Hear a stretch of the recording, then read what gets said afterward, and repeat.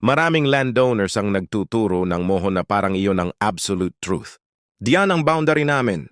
Yan ang bato na iniwan pa ng lolo namin.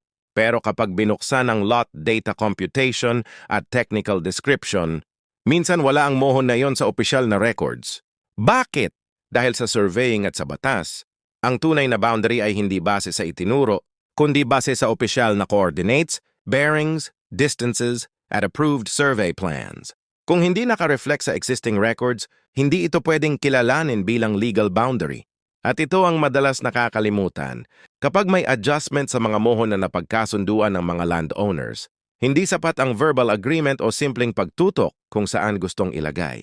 Dapat itong ipa-survey, i-document at iparehistro para maging bahagi ng updated lot data at technical description.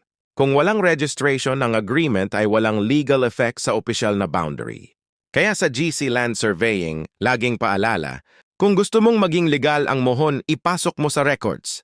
Dahil ang batas ay hindi tumatanggap ng turo-turo, ang tinatanggap nito ay documented, approved, at registered boundaries.